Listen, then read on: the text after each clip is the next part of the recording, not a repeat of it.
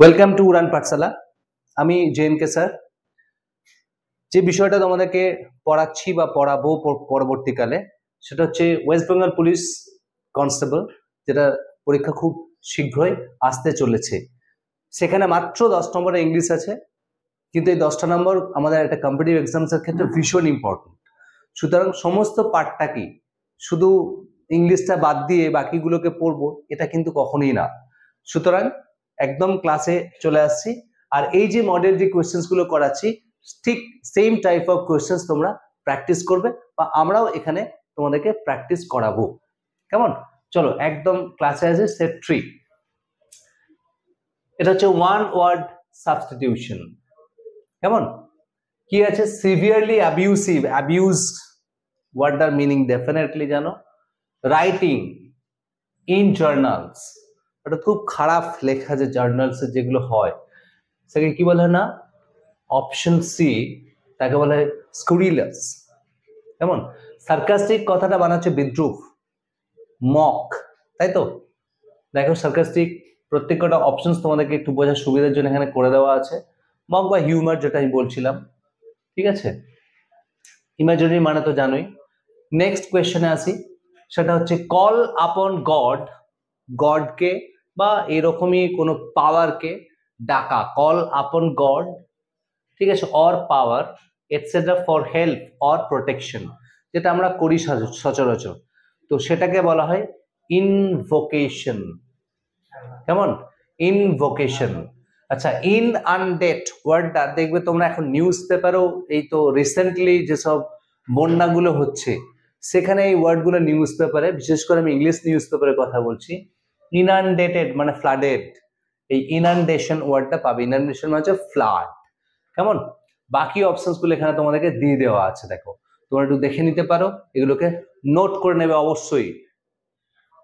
Next কোয়েশ্চেনে আসছি, কি আছে? ফিয়ার অফ বিং, মানে যে অল্প জায়গার মধ্যে যে থাকার যে ভয়টা, fear of being closed places, বা খুব স্বল্প জায়গার মধ্যে যেটা থাকা, এনক্লোজ প্লেসেস, তাকে বলা হচ্ছে ক্লস্ট্রোফোবিয়া।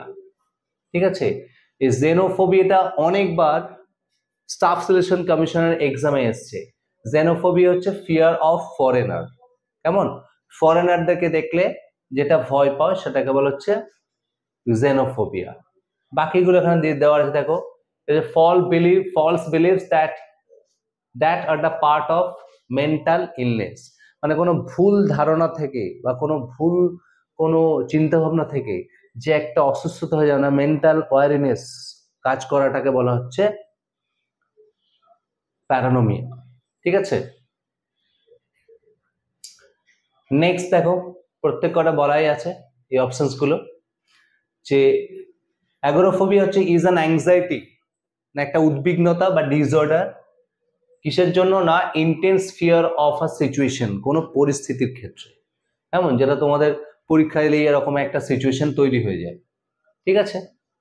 বেশ, নেক্সট চলে আসছে, দেখো one who studies the election trends by means of opinion polls. এটাকে অন্যরকম ভাবে বলা যায়, এটাকে এইভাবেও বলা যায় যে ডিসিশন মেড বাই ভোটিং। আরো যদি সোজা করে বলা যায় এই সেম, যে ডিসিশন মেড বাই ভোটিং তাকে বলা হয় সেফোলজিস্ট। কেমন? তাকে বলা হয় সেফোলজিস্ট। আর ডেমাগগ কোনটাকে বলে? দেখবে যেসব পলিটিশিয়ানসরা ওই জনগণকে একটু উস্কে দেয়, খুঁচিয়ে দেয়, তাকে বলা, সেই পলিটিশিয়ানসকে বলা হচ্ছে ডেমাগগ। এই স্টার আপ কথাটা মানে হচ্ছে তাই একটু উস্কে দেওয়া, খুঁচিয়ে দেওয়া, প্রভোক করা। স্টার আপ ওয়ার্ডটাকে তুমি সিনোনিমাস ওয়ার্ডে পাবে, দেখবে সেখানে প্রভোক ওয়ার্ডটা রয়েছে, অর্থাৎ লিডার হু প্রভোকস দ্য পিপল, এটাও বলা যায়। কেমন? তারপরে টু প্রমোট খ্রিস্টান ইউনিটি। ঠিক আছে? ইকুমেনিস্ট, টু প্রমোট খ্রিস্টান ইকুমেনিটিস।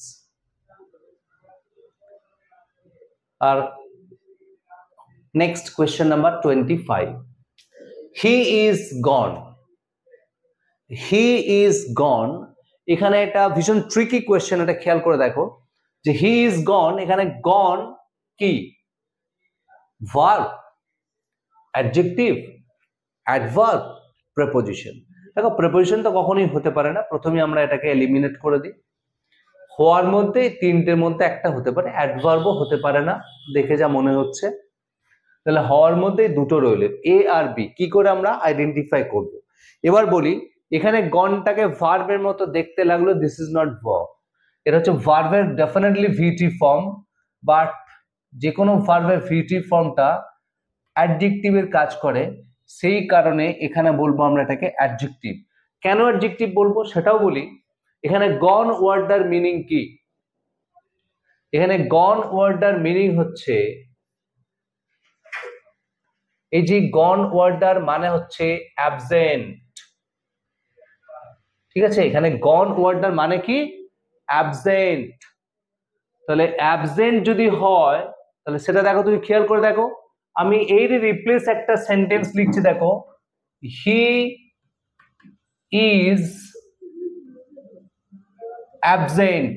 তুমি কি বলবে এখানে যে গন ওয়ার্ডটা ভার্ব? এবার দেখো তো, তোমার দেখে কোথাও মনে হচ্ছে গন ওয়ার্ডটা ভার্ব? তাহলে এখানে গন কথাটা মানে হচ্ছে হি ইজ অ্যাবসেন্ট। অ্যাবসেন্ট যদি ভার্ব হয় তাহলে ভার্ব, অ্যাবসেন্ট তো আর ভার্ব হয় না, অ্যাবসেন্ট হচ্ছে অ্যাডজেক্টিভ। তাহলে গন মানে হচ্ছে absent, absent adjective, that's why answer হবে অপশন বি। ক্লিয়ার? এইভাবে ভেঙে ভেঙে বিষয়গুলোকে বুঝতে হবে। নেক্সট কোয়েশ্চেন আসছি, কোয়েশ্চেন নাম্বার 26 আর 27, সেম ডিরেকশনের কোয়েশ্চেন। স্পেলিং 26 রেনেসাঁ, যেটাকে আমরা বলি নবজাগরণ, RENESSAINCE, তাই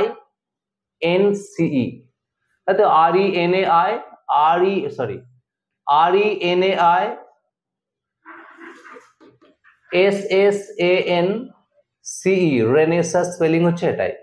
কোথায় আছে দেখো, অপশন 1 এ আছে। ঠিক আছে,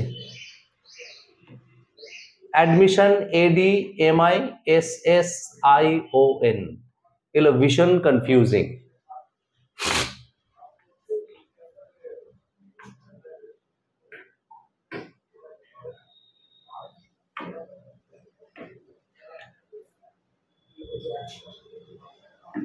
option B is the right answer. Next কি আছে দেখো, এই যে পার্টগুলো এগুলো ভীষণ কনফিউজিং। এই কারণেই কনফিউজিং, এর কোনো পার্টিকুলার কোনো রুলস নেই। ঠিক আছে, এর কোনো পার্টিকুলার কোনো রুলস হয় না। কি করতে হয় না, তোমাকে সেন্টেন্সটা পড়ে মিনিং বুঝে এগুলোকে করতে হয়। এই দেখো এখানে যে 1 রয়েছে, এই 1 আর 6 এটা কোনো চেঞ্জ হয় না। হ্যাপাজার্ডলি যে সেন্টেন্সেস গুলো দেওয়া থাকে সেটা হচ্ছে PQRS। ঠিক আছে, তো দেখো টুডে পলিটিক্যাল ফ্রিডম, এটা হচ্ছে সাবজেক্ট। তাহলে সাবজেক্টের পরে কিভাবে আইডেন্টিফাই করবে? একটা ভার্ব লাগে। দেখো এখান থেকে ভার্ব কোনটা, নিশ্চয়ই টু ইলেক্ট হবে না। তাহলে টুডে পলিটিক্যাল ফ্রিডম, দেখো এখানে ভার্বস হচ্ছে অ্যাসিওরস, তাই তো? তাহলে এটাকে যদি আমরা পুরোটাকে সাবজেক্ট ধরি তাহলে ভার্ব হচ্ছে অ্যাসিওরস। তাহলে সেন্টেন্সটা শুরু হলো দেখো আর দিয়ে, তাহলে ফার্স্ট অপশন খুঁজবো আমরা আর। এখানে দেখো একটাই আর দিয়ে অপশনস আছে, বাকি আমার আর খোঁজার দরকারই নেই, ওই অপশনস এলিমিনেট করে আনসার হয়ে যাবে। ওটা RPSQ মিলিয়ে নাও তুমি, দেখো তারপর RPSQ হবে।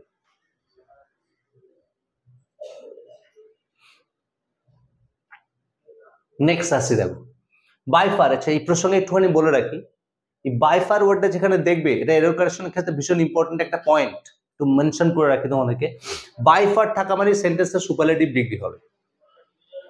যখন দেখবে বাইফার রয়েছে তারপরে the plus superlative degree, by far plus the plus superlative degree, এটা বলে রাখলাম।